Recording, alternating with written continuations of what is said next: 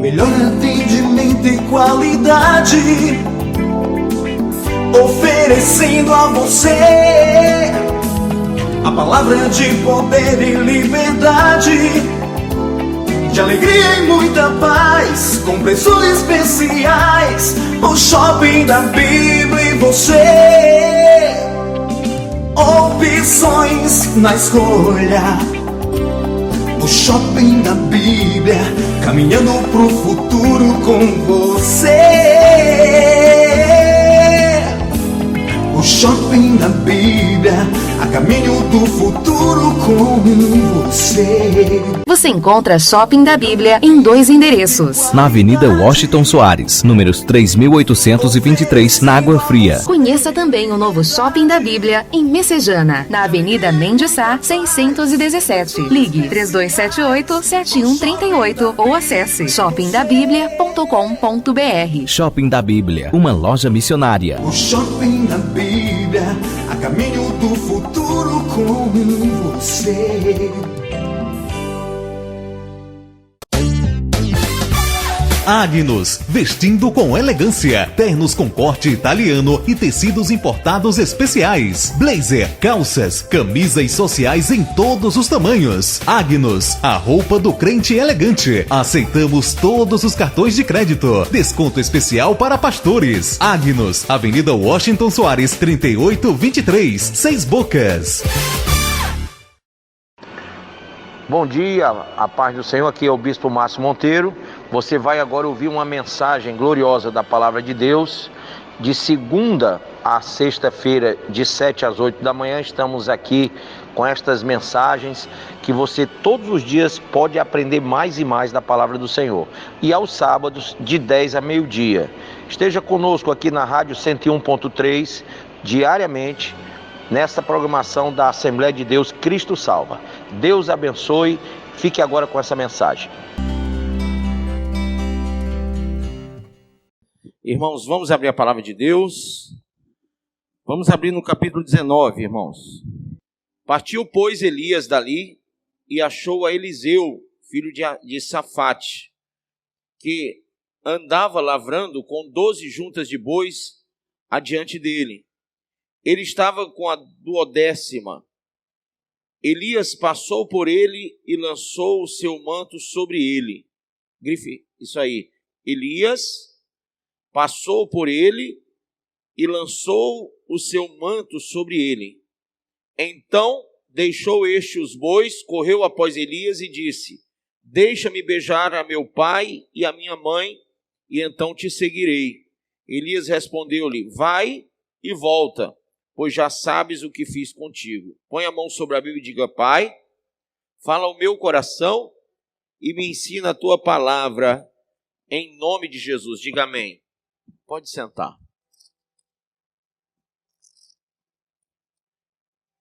Irmãos, nós vemos aí algo interessante.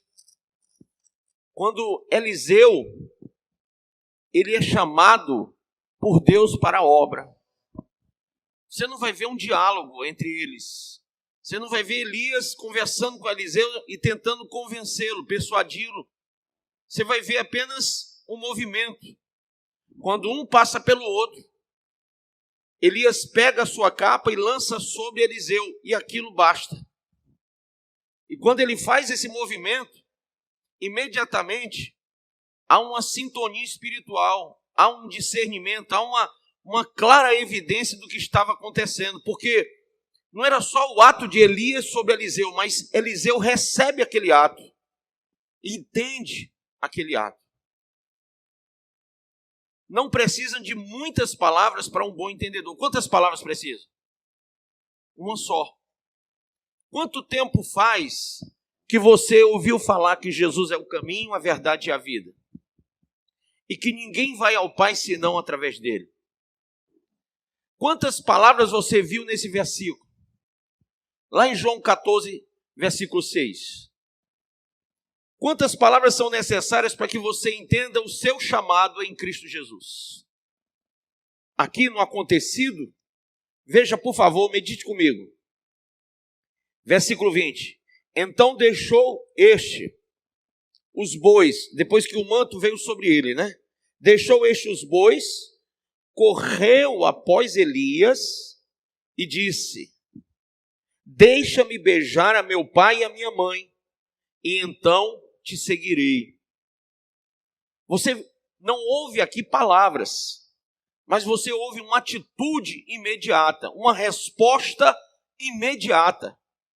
Ele estava trabalhando, ele estava com a sua 12ª junta de bois. Ele estava trabalhando na lavoura, na criação de gado, ele tinha o seu trabalho secular. Era dali que ele tirava o seu sustento e o sustento da sua casa. Mas quando acontece o fato, você não vai ouvir nem da parte de Elias um convencimento a Eliseu para que ele abrisse mão, abdicasse de qualquer coisa, e nem da parte de Eliseu retrucando, Eliseu dizendo: mas Senhor, eu tenho aqui 12 juntas de bois, eu tenho o meu trabalho, eu não posso largar assim do dia para a noite. Quem já disse isso para Deus? Senhor, eu tenho minhas tarefas, eu tenho o meu trabalho, né? Eu tenho minhas coisas, eu não posso largar isso do dia para a noite. O Senhor tem me chamado para pregar o evangelho, para ganhar almas, mas eu não posso largar, eu não posso isso, eu não posso aquilo. E muitas vezes Deus te chama e para te iniciar. E você diz: mas eu não posso. Nesse momento aqui, Eliseu olha, vê onde Elias foi, depois de lançar a capa, e corre após ele e diz: Senhor, deixa-me beijar meu pai e minha mãe, e então te seguirei. A única coisa que importava para ele era beijar o pai e a mãe. Olha que quando Jesus vai levantar os 12, lá no Novo Testamento, a ordem de Jesus é: não se importem com nada. Meu pai morreu, deixa os mortos enterrarem os mortos. Senhor, deixa eu me despedir da minha família. Senhor, isso e aquilo outro. Claro e evidente que cada um tinha uma vida e todos deveriam, naquele momento, se despedir daquela vida. E a importância que nós vemos no chamamento de Deus é que só será salvo aquele que se despedir dessa vida.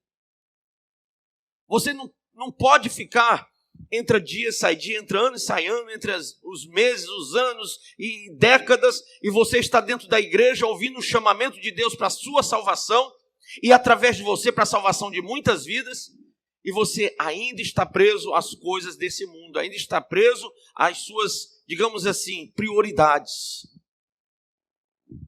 Então ele diz assim, Elias responde: vai e o quê? E volta. Diga para o seu irmão: você vai sair hoje do culto? Mas volta. Você vai, mas volta. Me lembra aí no final do culto dizer isso para você. Eu vou dizer: ó, vão, mas volta. E o motivo, hoje você vai sair desse lugar para se despedir da vida velha. Quem crê assim? Estou todo arrupiado. Quem crê? Você vai sair dessa igreja hoje aqui para se despedir da velha vida, das coisas passadas, das coisas do mundo, daquilo que te prendia, das amarras, das algemas que te prendiam para você não fluir no Espírito de Deus, para você não crescer espiritualmente, para você não desenvolver o seu chamado de Deus. Você vai sair hoje para se despedir, e quando você voltar, você vai voltar não como uma pessoa ignorante que não sabe por que voltou, porque a Bíblia diz assim: vai e volta, pois já sabes o que fiz contigo. Você vai sair daqui sabendo o que Deus fez essa noite na tua vida, o que o Espírito Santo colocou no teu coração, e você vai voltar porque você sabe que há uma obra, que há um chamado, que há um trabalho a ser feito, e você é a igreja, você é profeta, você é sacerdote, você é chamado pelo Deus vivo para desenvolver um grande trabalho. Quem crê assim diz amém. E é interessante, irmãos, abra por favor aí no livro de João, João 14, não se turbe o vosso coração, credes em Deus, crede também em mim. Na casa de meu pai há muitas moradas, se assim não fora, eu vos teria dito, pois vou preparar-vos lugar. E quando eu for e vos preparar lugar, voltarei e vos receberei para mim mesmo, para que onde eu estou, estejais vós também. e vós sabeis o caminho para onde eu vou. Disse-lhe Tomé: Senhor, não sabemos para onde vais, como saber o caminho? Respondeu-lhe Jesus: Eu sou o caminho, e a verdade, e a vida, e ninguém vem ao Pai, senão por mim. Amém? Ninguém vem ao Pai, senão por mim. Ele aqui começa a declarar sobre si mesmo. Jesus é o caminho, diga, ele é o caminho e a verdade. Mas vamos entender isso. Abra sua Bíblia aí em João 8,36. João capítulo 8, verso 36. Primeiro caminho, ele diz: eu sou o caminho. O caminho para quê? Diga em primeiro ponto, o caminho para a liberdade. Assim como Deus libertou Israel do Egito, ele é o caminho para você se libertar do mundo. Você vai sair daqui e vai voltar liberto do mundo. Quem crê? Olha o que diz aí: se pois o Filho vos libertar, verdadeiramente sereis livres. Então você vai conhecer o caminho hoje, o caminho que liberta. Segunda coisa, diga, Jesus é o caminho para o perdão e a paz. Abra em Atos capítulo 10. Atos dos Apóstolos, capítulo 10. Amém? Versículo de número 36. Diz assim: a palavra que ele enviou aos filhos de Israel, anunciando o quê? A paz, diga paz, por Jesus Cristo.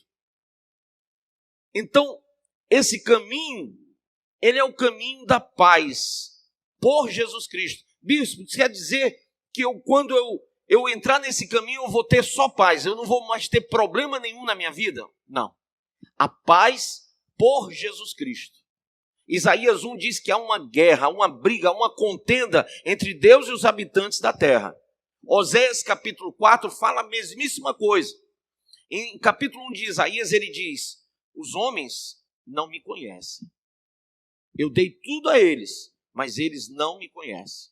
Eles conhecem onde o boi pasta, onde o burro come, mas eles não sabem quem sou eu, o Senhor que os fez. Amém? Há uma contenda. E ele diz: os homens estão doentes dos pés à cabeça. Por quê? A sua vida é como uma chaga, porque estão distantes do conhecimento de Deus. Lá em Oséias 4, Oséias vai falar sobre a mesmíssima coisa que Isaías fala, dizendo: e é por isso que são destruídos, porque lhes falta conhecimento. Lá no verso 6. Irmãos, esse caminho da paz em Cristo não é que você não vai ter problema, mas com Deus você vai estar em paz. Com Deus você não vai mais ter problema. Porque você, nesse caminho que é Jesus, você vai saber quem é Deus. Se você está no caminho de uma religião, e essa religião não te propôs, não te colocou, não te deu a possibilidade de você conhecer a Deus, então você está no caminho errado. Há muita gente que diz: eu sou evangélico. Parabéns. Eu sou católico, apostólico, romano. Parabéns. Eu sou espírita. Parabéns. Tem outros que enchem a boca e dizem outras religiões. Muito bem. A pergunta que eu te faço, seja você evangélico, seja de qual for a denominação, inclusive dessa, seja você católico, seja qual for a paróquia, a pergunta que eu lhe faço: você conhece Deus? Você está em paz com Deus? Porque o caminho verdadeiro conduz à paz. Amém?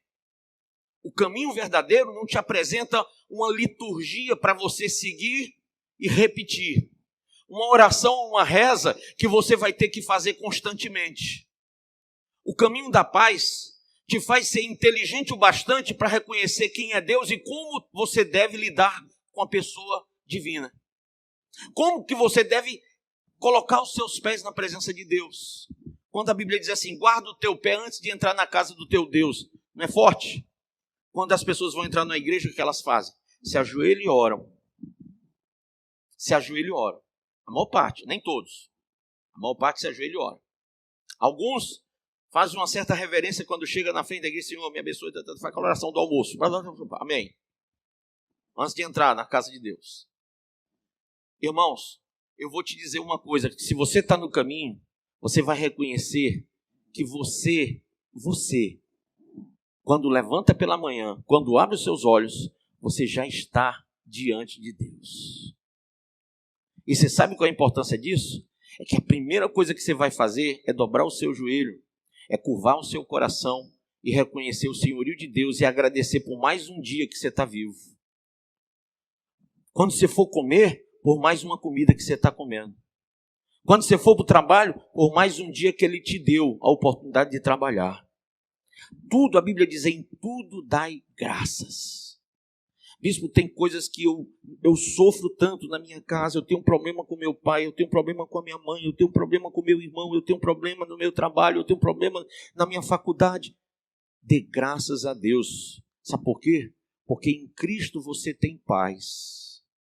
Jesus disse, olha, a minha paz eu vos dou, não vou-la dou como o mundo a dá. No mundo vocês vão ter tribulação, mas tem de bom ânimo, eu já venci o mundo. Em outras palavras, você pode ter paz em Cristo, fora dele, jamais. Você nunca vai ter outro motivo para ter paz a não ser este. Todas as vezes que você acorda e você sai ao sol, você está sujeito às mesmas coisas que qualquer pessoa que não é evangélica, que não é crente, que não tem Deus no coração. Você vai ter que suar sua camisa para poder trazer do suor do teu rosto o alimento. Você vai ter que passar por perseguições como todo mundo. Você vai passar por tribulações, você vai passar por tentações. Você não é diferente de ninguém. E aqui eu quero dizer que não é porque nós estamos na igreja que nós devemos pensar que estamos, digamos assim, blindados em relação a essas outras coisas. Às vezes a gente pensa assim, puxa, agora que eu sou crente, agora que eu estou em Cristo, não é mais para eu viver esse tipo de tribulação. Irmão, debaixo do sol, você vai ler isso no livro de Eclesiastes, capítulo 9 e capítulo 10. Debaixo do sol, todos sofremos as mesmas coisas. Mas há um conselho lá no capítulo 9 de Eclesiastes. Há muitos anos atrás, eu pensei que eu tinha que fazer uma cirurgia, e essa cirurgia eu estava com medo de fazer a cirurgia. E aí, eu disse, faço ou não faço, faço ou não faço, faço ou não faço. Cheguei no shopping da Bíblia, peguei uma Bíblia e disse, eu vou fazer uma coisa que eu não gosto de fazer, a loteria do crente. Vou abrir para ver o que é que Deus fala. Abri, deu nesse texto. Diz assim, o que tu tens de fazer, faz logo, porque para a sepultura, para onde tu vais, não tem mais nada a fazer. Não tem trabalho, não tem glória, não tem nada. Eu digo, puxa, eu vou morrer. Essa Bíblia não tá legal não, vou pegar outra. Mesmo texto. Essa daqui também, vou pegar outra. Mesmo texto. Eu peguei, gente, diante de Deus, eu acho que foi 7 ou foi 10 Bíblias, no mesmo dia, na mesma hora. Todas deram no mesmo texto. Aí eu fui meditar. No texto e no contexto. E a questão era, todos nós vamos morrer ou ser arrebatados. Mas o que eu tirei daquele texto fundamental, sabe o que é? O que eu tenho que fazer para Deus, o bem que eu tenho que fazer ao próximo, tem que ser agora. Não posso deixar para depois. Amém? Gente, na sepultura não tem mais o que fazer, não tem glória nenhuma na sepultura. Tem gente louca que comete suicídio para dizer... Eu até vi um vídeo de uma mulher que ela... Parece-me que ela traiu o esposo a deixou, e ela pediu perdão, e ele não perdoou, ela foi e atiçou fogo no corpo. Disse, eu vou me matar. E se matou, não sei se morreu, mas se incendiou. Querido, ela morre, e o cara continua vivo. E ele vai arrumar uma mulher e vai casar. E quem morreu não tem glória nenhuma. Sabe como todos vão lembrar dela? Como uma mulher traidora e covarde. Traiu e ainda foi covarde para tentar o suicídio e botar a culpa no outro. Queridos, nós aprendemos que em Cristo nós temos paz para lidar com todas as coisas da vida. Amém? Diga assim para o seu irmão, tenha paz no coração. Diante das aflições. Amém?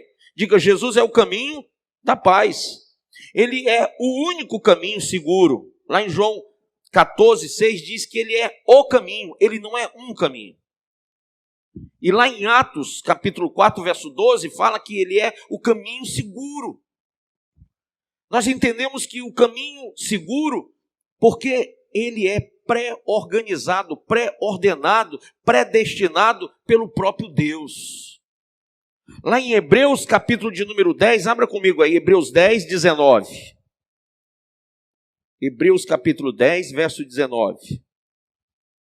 Tendo, pois, irmãos, ousadia para entrar no santuário, pelo sangue de Jesus, pelo novo e o quê? Vivo caminho. Ele morreu, mas ressuscitou. Pelo novo e vivo caminho que ele nos consagrou pelo véu, isto é, pela sua carne.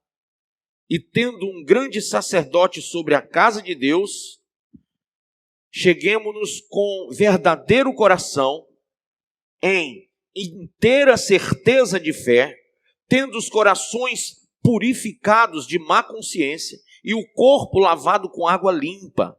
Retenhamos firme a confissão da nossa esperança, porque fiel é o que prometeu. Quem crê assim?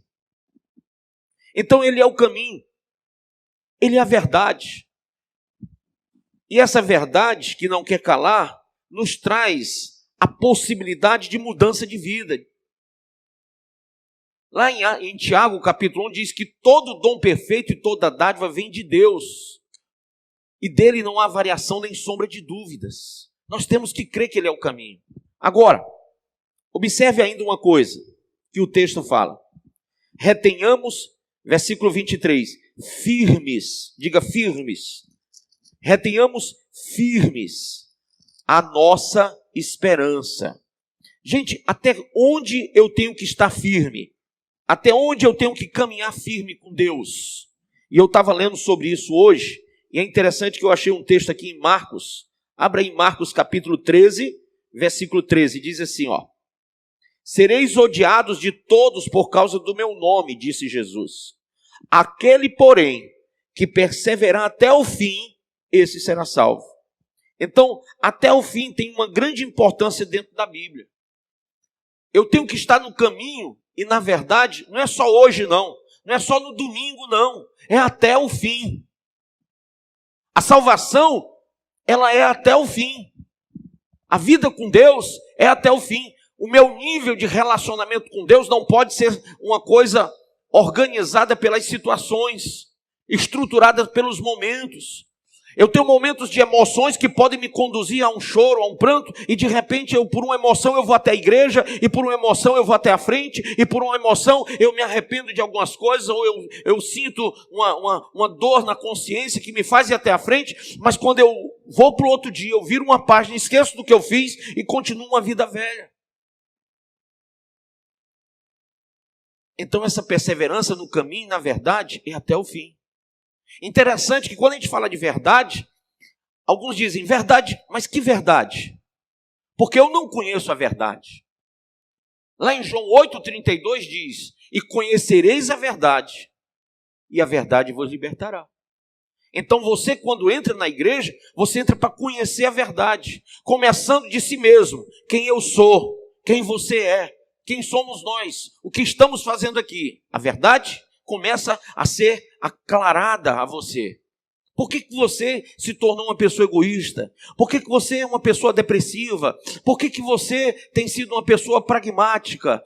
Por que há tantas situações que poderiam ter sido resolvidas de uma maneira mais coerente, mais certa, mais acertada, e você com a sua incoerência, com a sua ignorância, com a sua, digamos assim, falta de sabedoria, você foi da forma mais errada, mais abusiva, mais distorcida e acabou atingindo toda a sua casa, toda a sua família e desestruturando o casamento e desorganizando os seus filhos. Quando você vem à igreja, você é confrontado para conhecer essas coisas. O Espírito Santo começa a te dar a entender quem você é. E mais ainda, quem você tem que ser diante de Deus. Moisés não sabia quem era até o dia que Deus o chamou. Estava Eliseu lavrando, trabalhando, até o dia em que Elias passa sobre ele aquele manto. E a Bíblia diz, vai e volta, porque tu sabes. Agora você conhece a verdade.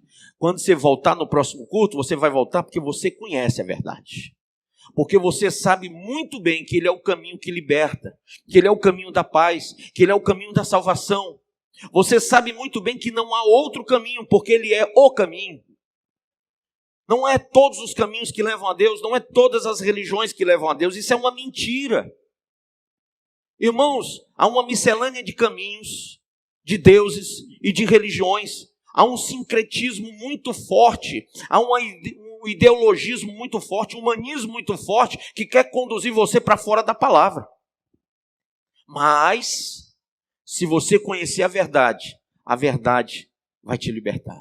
Amém? Então veja, até o fim. Lá em Hebreus 3:6, mas Cristo como filho sobre a sua própria casa, a qual casa somos nós, se tão somente conservarmos firme a confiança e a glória da esperança até o fim. Vou ler de novo. Mas Cristo como filho sobre a sua própria casa. Quem é? Nós. Nós somos a casa de Deus agora. Somos o templo do Espírito Santo. E somos por quê? Se tão somente conservarmos firme a confiança e a glória da esperança até o fim. Se você não tem a fé, a glória da esperança até o fim, você vai titubear no caminho. Você vai ficar pisando fora e dentro. Você vai ficar aquela pessoa fria ou morna. Você nunca vai ser um crente de verdade, um cristão forte. Então ele diz, você tem que perseverar. A sua confiança, você tem que estar confiantemente perseverante. E a glória, ela espelha a presença de Deus. Não é uma vida religiosa a proposta. A proposta é uma vida que glorifica a Deus. Amém? É uma vida que se traduz na glória de Deus. Vamos nós.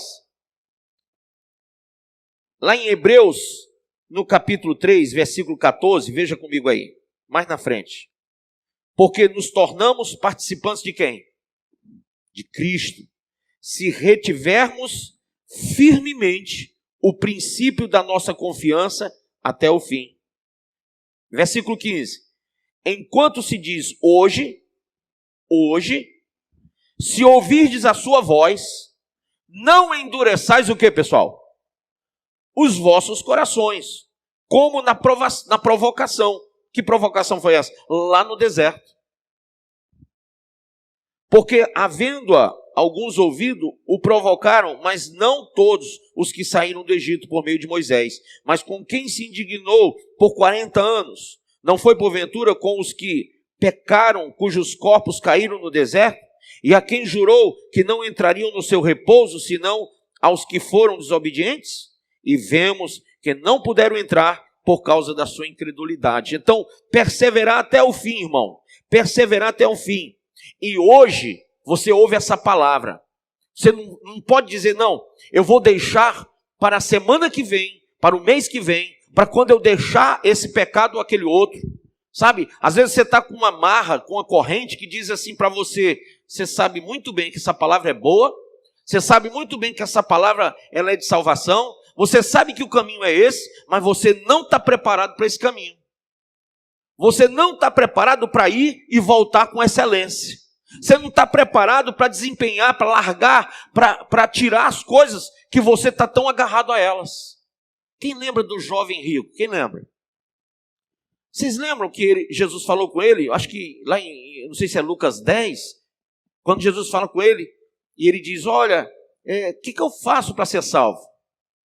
Não se tratava de um homem iníquo, não. Era um homem temente a Deus, que seguia as diretrizes da revelação de Moisés, o decálogo. Ele cumpria os 10 mandamentos, entendeu? Ele cumpria as orientações dos sacerdotes.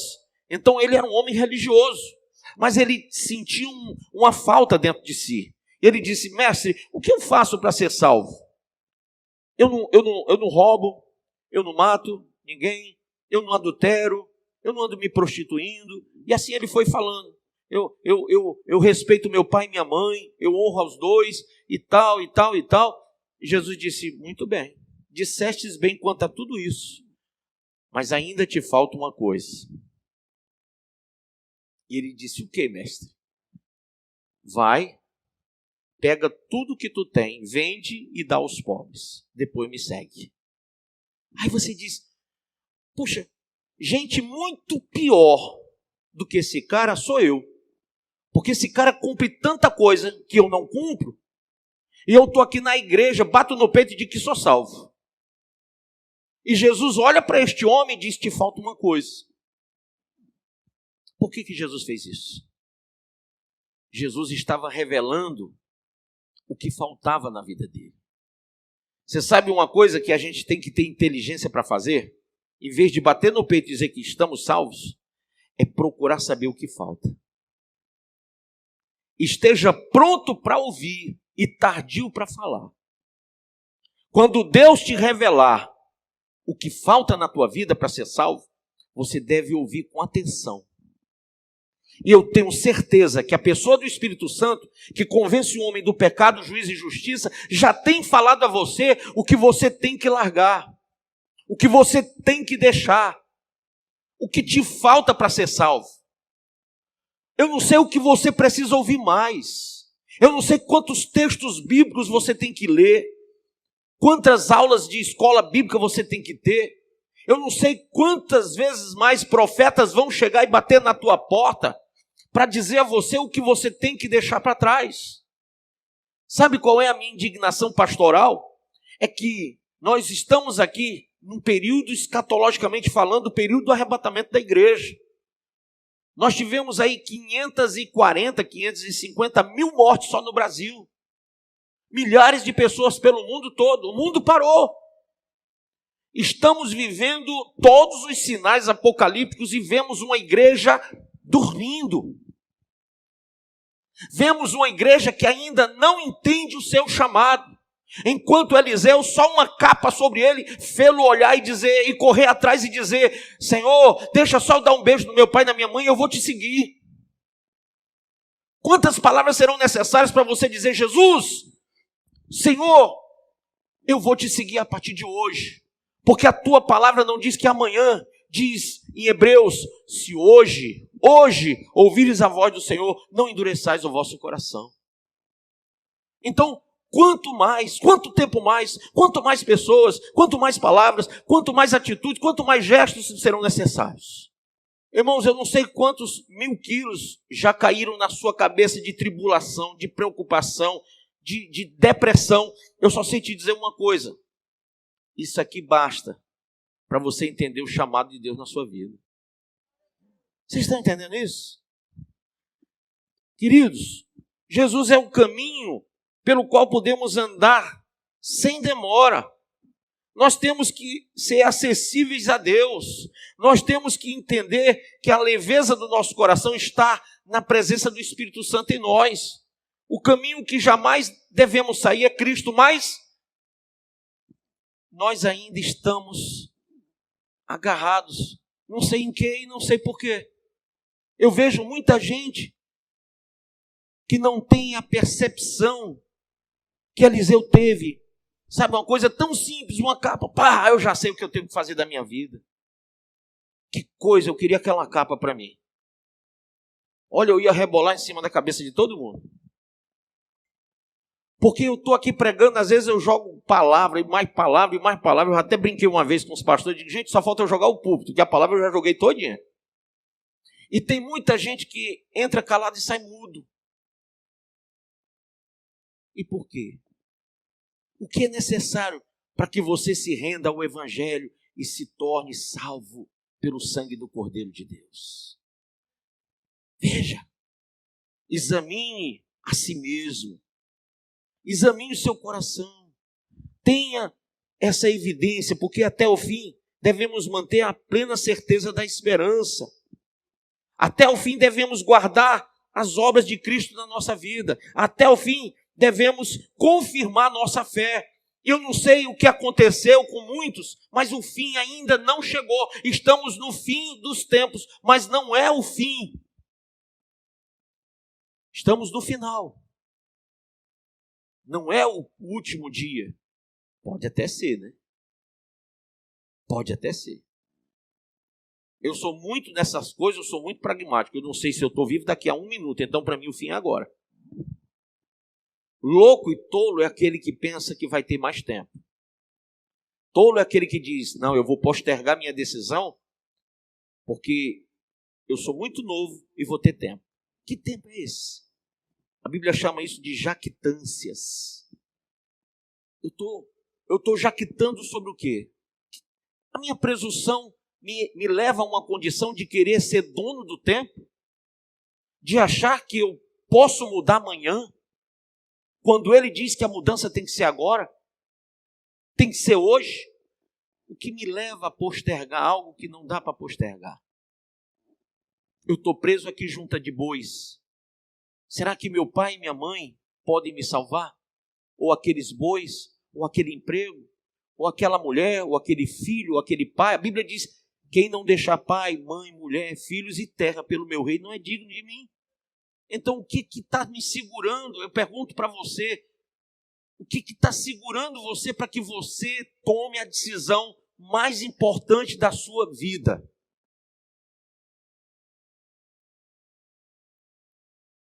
E uma vida que você não sabe quanto tempo dura. Abra aí, por favor, em Tiago, capítulo 4, para a gente concluir isso. É muito importante. Que coisa forte que Tiago diz aqui. Versículo 1 diz assim, de onde procedem guerras e contendas que há entre vós? De onde, senão dos prazeres que militam na vossa carne? Cobiçais e nada tendes. Matais e invejais e nada podeis obter. Viveis a lutar e a fazer guerras. Nada tendes, porque não pedis. Pedis e não recebeis, porque pedis mal, para esbanjardes em vossos prazeres. Infiéis, não compreendeis que a amizade do mundo é inimiga de Deus? Vou ler de novo. Infiéis, não compreendeis que a amizade do mundo é inimiga de Deus? Você tem amigos no mundo? Aquela amizade é inimiga de Deus. Aquele, pois, que quiser ser amigo do mundo, constitui-se o quê? Inimigo de quem? De Deus. Ou supondes que em vão afirma a Escritura, é com ciúme que por nós anseia o Espírito que ele fez habitar em nós? Antes, ele dá maior graça, pelo que diz, Deus resiste aos soberbos, mas dá graça aos humildes. Sujeitai-vos, pois, portanto, a Deus, mas resisti ao diabo, e ele fugirá de vós. Chegai-vos, pois, a Deus, e ele se chegará a vós outros. Purificai as mãos, pecadores, e vós que sois de ânimo dobre, limpai o coração. Afligi-vos, lamentai e chorai. Converta-se o vosso riso em pranto e a vossa alegria em tristeza. Humilhai-vos na presença do Senhor e ele vos exaltará. Irmãos, não faleis mal uns dos outros. Aquele que fala mal do irmão ou julga seu irmão, fala mal da lei e julga a lei. Ora, se julgas a lei, não és observador da lei, mas juiz. Um só é legislador e juiz, aquele que pode salvar e fazer perecer. Tu, porém, quem és que julga o próximo? Atendei agora, vós que dizei, e aqui eu queria até tocar nesse assunto, porque há muita gente que eu conheço que gosta de julgar os irmãos. É ou não é verdade? Se alguém cai, principalmente no meio evangélico, tem isso. Se cai alguém, não tem gente para levantar, mas para julgar. Você está aqui talvez desviado de alguma igreja, ou até dessa mesma, e você já deve ter ouvido alguém falar mal de você, julgar. E a Bíblia diz que ninguém deve julgar ninguém, porque só Deus julgará todos. Amém? Então não julgue. Eu tenho uma coisa comigo, que eu sempre penso que Deus está tratando com aquela pessoa. E o modo de Deus tratar é só dele, com aquela pessoa. Não sou eu digno sequer de cogitar qualquer pensamento, porque é Deus que está tratando ali. Amém? Deus tem me dado paciência como pastor de tratar pessoas 1 ano, 2 anos, 10 anos, 15 anos, 20 anos. Tem gente que eu estou tratando há mais de 20 anos nessa igreja. Eu conheci essa pessoa jovem, já estou conhecendo ela velha. Eu também era jovem, não sei por que fiquei velho junto. Mas eu continuo acompanhando essa pessoa ou essas pessoas. Eu continuo ali, perseverando com elas, orando, aconselhando, atendendo no meu gabinete. As pessoas continuam sofrendo e eu continuo sofrendo com elas. Elas continuam se alegrando e eu me alegro com elas. E quando elas choram, eu choro com elas, porque a Bíblia manda que a gente faça assim. Mas em nenhum momento, nesses anos todos, eu me achei digno de julgar ninguém. Nenhum momento. Em nenhum momento. Vamos lá.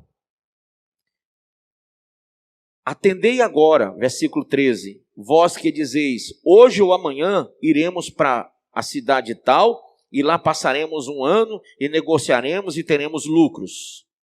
Vós não sabeis o que sucederá amanhã. Que é a vossa vida? Sois apenas como neblina, que aparece por um instante e logo se dissipa. Em vez disso, devias dizer, se o Senhor quiser, nós não só viveremos, como também faremos isso ou aquilo. Amém? Então o amanhã pertence a Deus. Se Ele quiser, beleza. Se Ele não quiser, você está morto. E aí? O que tu tem guardado pagará pela tua alma? Tudo que você juntou de tesouro nessa terra vai te conduzir para o céu? Eu vi um padre na internet, eu não sei o nome dele, mas quero mandar um abraço se ele estiver me vendo aqui. É um padre moreninho, assim, sabe? Caramba, achei demais aquele padre. Fiquei fanzoca dele. Porque o cara abre a boca para dizer uma verdade que precisava ser dita dentro da Igreja Católica. Eu não sei se ele ainda é padre depois disso, mas espero que a turma deixe ele por lá, continue pregando isso aí. Ele fala com uma clareza só, dizendo, você que vem à igreja, ouve a palavra e não se converte, está esperando por missa de 7º dia? Você está achando que você vai para um purgatório? E o padre diz, não existe purgatório. Rapaz, eu fiquei tão alegre com aquilo. E graças a Deus que a verdade está sendo dita por um padre. Não existe purgatório. E não tem reza no mundo que faça você pular do inferno para o céu. Se você quer ir para o céu, se converta agora. Agora. Sabe, irmãos, uma verdade quando é bendita, ela pode transformar vidas. Tanta gente pega e diz assim, quando eu morrer, olha, eu vou ser ruim, vou fazer coisa ruim, vou pisar em muita gente, vou ganhar muito dinheiro, mas no caminho eu vou matar uns, vou trucidar outros, vou humilhar outros, vou deixar sangue pelo meio do caminho, mas lá no final, você vai pegar uma parte do meu tesouro, vai fazer uma baita de uma missa, vai fazer vai levar uma oferta, um sacrifício, ou seja lá o que for, e você vai rezar pela minha alma durante 7 anos. Faça todo mês uma missa para mim, para que eu saia do purgatório e vá para o céu. Tanta gente pensa assim. E tanta gente foi para o inferno por causa disso. Porque uma mentira repetida várias vezes, na mente dos fracos, dos indoutos, se torna uma verdade. E essa mentira já tem séculos. Mas eu vou te dizer a verdade. A Bíblia diz, após a morte, segue-se o juízo. Não tem purgatório. Não tem uma antessala para o inferno ou para o céu. É para lá ou para cá. Vou te contar uma coisa que poucos pastores revelam. Bispo, o que acontece quando alguém morre? Fica dormindo para esperar o juízo? Não. De jeito nenhum. Quando Jesus falou com aquele homem lá do lado dele na cruz, Jesus disse, ainda hoje estarás comigo aonde? No paraíso. Então, quando você morre em Cristo, você vai para o paraíso na mesma hora. Amém? Então, tem muita gente que vai para o teu enterro porque te ama e tal, gosta de ti, vai chorar. Quando termina o enterro, o caixão desce e vai embora. vai chorar em casa. E você diz, poxa, ali ficou o fulano morto. Não, ali ficou o corpo dele. Porque se ele morreu em Cristo, ele está no paraíso. E quando eu digo muito melhor do que nós, é porque é muito melhor do que nós mesmo. Mas se ele morreu sem Cristo. Existe um texto na Bíblia que não é parábola. Tem gente que diz, eu vou falar da parábola do rico e Lázaro. Lembra? Não é parábola. Nenhuma parábola diz um nome próprio. E ali diz o nome Lázaro. Aquilo foi uma revelação do que já havia acontecido no passado. Jesus conta uma história, um fato. E o fato que ele contou, que já havia acontecido, é que um homem rico morreu na sua iniquidade, na sua riqueza, na sua ganância, na sua avareza, e ele vai para o local que é chamado Hades. É um lugar que ele foi preparado, nós chamamos de Vale dos Mortos. O Hades, ele antigamente, no Antigo Testamento, a teologia explica que ele tinha dois locais no Hades. O Vale da Escuridão e da Morte, e ao lado o seio de Abraão.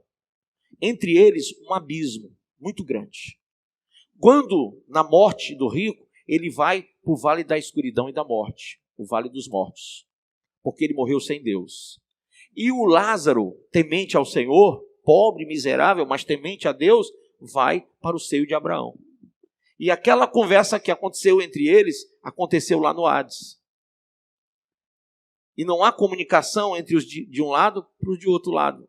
Havia ali foi revelado por Cristo naquele momento que há o que estava no Hades, mas no Vale da Morte, sendo fogueado por aquele momento, aquele local tão tenebroso, ele pedia água para beber. Ele pedia que voltasse para revelar aos seus irmãos, à sua família. E todos os seus pedidos foram negados. Ele teve tudo enquanto vivo. Ele teve toda a possibilidade de se regenerar em Cristo, de se ajeitar. Ele teve os profetas, ele teve todos os sinais que Deus deu no deserto para que ele se convertesse. Então não bastasse os profetas, não bastasse os patriarcas, não bastasse Noé, não bastasse Abraão, né? Não bastasse antes de todos eles lá, Enoque, ele teve todos esses exemplos. Lázaro não tinha nada, mas ele tinha um coração temente a Deus. E a Bíblia diz que um vai para o seio de Abraão e outro fica no vale da morte. Bom, quando Jesus veio e morreu na cruz do Calvário, aconteceu uma coisa muito importante. E eu vou contar para vocês aqui. Hoje não existe mais o seio de Abraão. Não existe. Por quê? Porque o seio de Abraão existia até o dia que Jesus morreu na cruz. Quando Jesus morreu na cruz, ele disse, agora você vai para o paraíso. Acabou o seio de Abraão. Não existe mais esse lugar. Aí você diz, mas bispo, e o povo que estava lá? A Bíblia diz que Jesus, quando ressuscitou, muitos ressuscitaram com ele. Lembra disso? Todos aqueles que haviam morrido no passado, não os que estavam lá no vale da morte, mas os que estavam no seio de Abraão, com ele ressuscitaram e com ele foram transladados para o céu. Quem diz amém? Houve naquele dia o arrebatamento daquele povo que estava no seio de Abraão, porque o seio de Abraão deixou de existir. Então nós temos hoje o Hades e temos o paraíso. Bispo, e o inferno? O inferno é chamado Giena. Ele é um local que existe sim, mas não tem ninguém morando lá. Nem o diabo, os seus demônios moram lá. Ninguém. E quem vai morar lá? A Bíblia fala que os primeiros moradores desse lugar será o anticristo, o falso profeta e os seus seguidores da grande tribulação. São os primeiros que após os 7 anos serão lançados no lago que arde com fogo e enxofre, o Giena. Amém? Vocês estão entendendo isso? O diabo vai ser lançado lá? Não. Ele vai ser aprisionado. E depois de 1000 anos ele vai ser julgado e lançado lá. Então, nem o diabo vai naquele dia. Só vai o falso profeta e o anticristo. Vocês estão entendendo isso? E todos os seguidores dele. Todos os que receberam a marca da besta. Que está facinho de todo mundo receber. Mas muito facinho. Olha, a tecnologia está super avançada. Você já pensou como vai ser fácil colocar a marca da besta nas pessoas? Alguém chega e diz assim, você quer essa empresa ainda? Receba a marca. Quer seu emprego ainda? Receba a marca. Quantas pessoas não vão fazer isso? E a Bíblia diz em Apocalipse, todo aquele que receber não terá salvação. Não terá salvação. E eu já sei por quê também. O segredo é mental. Os senhores do mundo, eles controlam a mente através dessa tecnologia. Então, quando a pessoa receber, não vai ser algo, sabe, que só vai dizer onde você está, ou o quanto você tem para comprar e vender, ou como é que está a sua saúde. Eles prometem que pessoas bipolares vão ficar normais. Vão ser controladas para não terem aquelas reações absurdas, né? O bipolar, uma hora ele está rindo para você, outra hora ele fecha a cara, você não sabe se ele vai lhe matar ou lhe esfolar. É o bipolar. Irmãos, essa tecnologia avançada é para curar bipolares. Se cura um bipolar, se controla a reação mental de uma pessoa, claro e evidente que isso vai controlar também decisões, ou não. Que eles vão poder provocar tristeza e alegria. Essa tecnologia vai dar a você reações de raiva, de ódio, sugestões. Então, a Bíblia diz que o pai vai contra o filho, vai trair o filho vai trair o pai, que um vai perseguir o outro nesse período. Então, quem não recebeu a marca vai ser perseguido por um familiar que recebeu. E você vai dizer, mas não pode, é meu sangue. Mas aquele sangue agora já não é mais o mesmo. Quando receber a marca, vai ser controlado. A palavra controle, se você for observar nas mídias sociais, ela é uma marca. Controle. O que eles querem de fato é controlar as pessoas. E isso já está acontecendo. Então, queridos, o que nós esperamos? Eliseu bastou uma capinha e ele disse, eu vou te seguir. O que você está esperando no final dos tempos? Vai juntar que tesouro? Vai juntar que tesouro? Tem uma propaganda nos Estados Unidos agora que diz o seguinte, é uma música, diz o seguinte, fique feliz, você não tem mais nada. Fique alegre, tudo agora já não é mais seu. Você agora vai ser ajudado pelo governo mundial. Olha que isso, está vendo? Então, você não vai ter direito de propriedade. Já estão estudando a forma para que as pessoas elas não queiram mais, não aceitem mais viver de forma como estão vivendo. Então hoje você sofre pelo que tem e pelo que está faltando. Eles querem fazer as pessoas viverem num nível onde ninguém é dono de nada e o Estado dá tudo para todos. E as pessoas já estão aprendendo isso, então, porque elas não têm, muitas vezes, nem como trabalhar, tem que ficar em casa, mas o Estado está dando salário, está dando uma manutenção. E as pessoas estão sendo doutrinadas para aceitar essas coisas. O que está acontecendo? Eu vou te explicar. É que os últimos dias serão como Sodoma e Gomorra. Qual era o pecado de Sodoma e Gomorra? A sodomia é um pecado que é a relação entre homem e homem, ou homem e mulher, de maneira anal. Esse era o grande pecado de Sodoma e Gomorra. Então, a homossexualidade, ela tem por sexo o anal. E aí, a prática homossexual daquelas cidades de Sodoma e de Gomorra, ela era tão destruidora, tão abusiva, que Deus destruiu aquelas duas cidades. E a Bíblia fala que o período do arrebatamento da igreja é similar àquele período. É similar também ao período de Noé. O pecado da época de Noé cheirava mal às narinas de Deus. E no período do arrebatamento, a sodomia estaria em alta. Irmãos, o que mais está em alta no mundo todo, pelo amor de Deus? Isso tudo está acontecendo porque é final dos tempos. O que você precisa mais? Qual é a capa que tem que ser jogada em você, pelo amor de Deus, para você chegar para mim e dizer, bispo, chega, eu vou seguir Jesus a partir de hoje.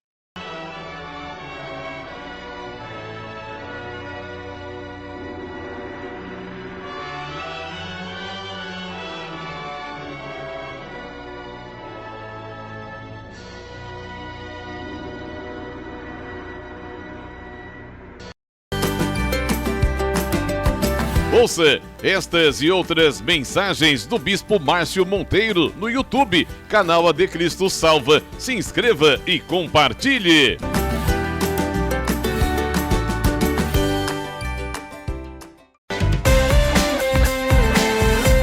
Faça as 3 orações diárias no Instagram do Bispo Márcio Monteiro, ao meio-dia, às 18 horas e à meia-noite. E a partir das 2 da tarde tem o programa escatológico A Última Trombeta.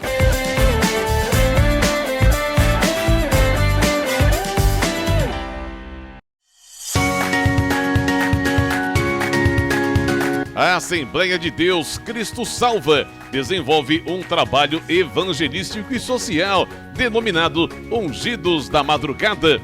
Colabore para que esta programação não saia do ar. Se você quer apoiar esse projeto, contribua através do nosso Pix, projetocristosalva@gmail.com.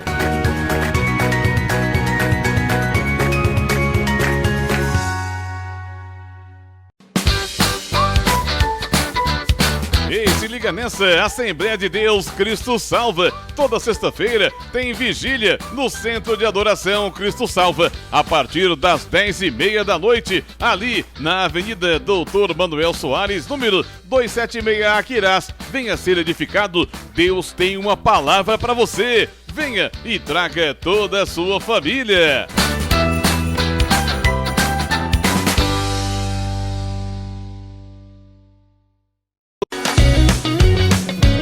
Assembleia de Deus Cristo Salva, louvor, adoração e sempre uma palavra poderosa para a sua vida. Participe dos nossos cultos, segunda, quarta e sexta, às 7 horas da noite. No domingo, às 8 da manhã, tem Escola Bíblica Dominical e às 7 da noite, culto de salvação. Deus tem uma palavra para você. Venha e traga toda a sua família.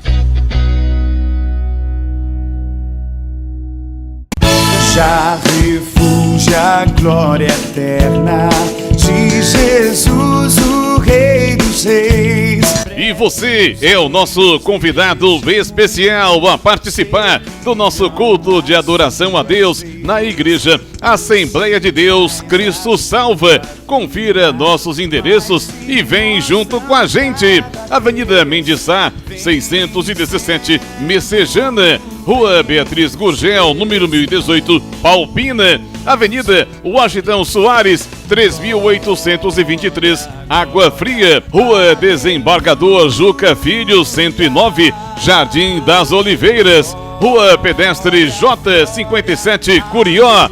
Rua 87, número 195, na segunda etapa, José Valte. Rua 5, 950, Janguru Sul. Rua 87, 145, Cidade Jardim 2. Rua do Cruzeiro, 711, Coaçu, Eusébio. Avenida Alberto Maranhão, 3055, Bom Jardim, Mossoró, Rio Grande do Norte. Assembleia de Deus Cristo Salva. Jesus tem uma palavra para a sua vida. Venha, traga toda a sua família. Você é o nosso convidado especial. Vem sendo, vem